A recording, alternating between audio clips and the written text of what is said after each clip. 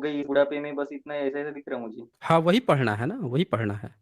हाँ, तो इतना ही दिखा जितना पढ़ा मैं। एक बार पूरा थनी ठीक से पढ़िए तो क्या लिखा है? कुशिक नंदन में हो गई इस बुढ़ापे में, बस बड़े-बड़े अक्षरों में कुशिक दिख रहा है। नंदन हो गई बुढ़ापे में। अरे भाई! ये देखिए, देख लीजिए ये इतने बड़े भक्त हैं और इनकी ये ऐसी आस्था है कि इनको अब जो सच बात है वो दिखाई ही नहीं दे रही है। यही आस्था होती है क्या कि सत्य बात अगर कोई खोल दे, आप धार्मिक किताब को कहते हो कि रिस्पेक्ट कीजिए, हम लोग रिस्पेक्ट देते हैं। हम लोग कभी गाली देते हैं आपके रामायण महाभारत को? हम लोग कभी गाली नहीं देते हैं। आपके किसी राम हाँ, कृष्ण को गाली देते हैं? कभी गाली नहीं देते हैं।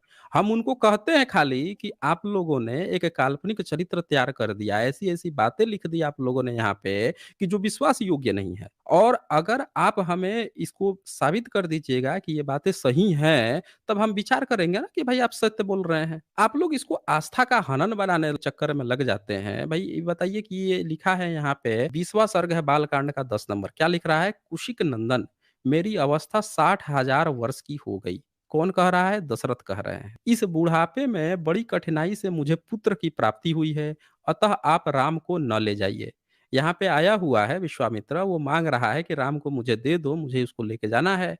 अब ये बताइए कि 60,000 अवस्था हो गई, 60,000 साल के उनके पिता दशरथ हो गए हैं।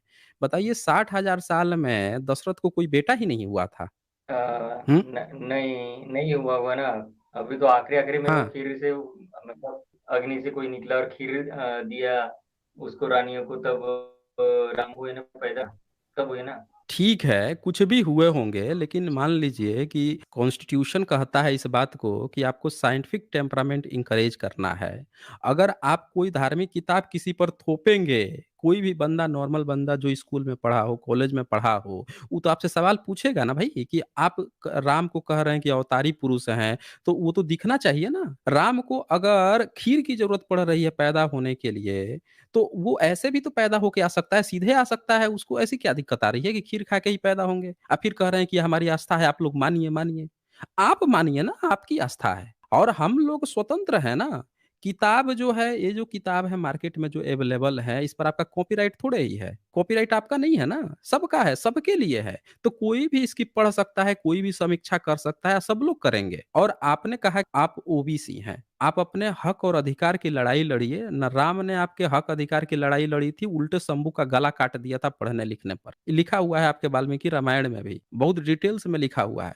तो उसकी बात कीजिए, उस सच्चाई को समझिए। चलें फिर यहाँ से।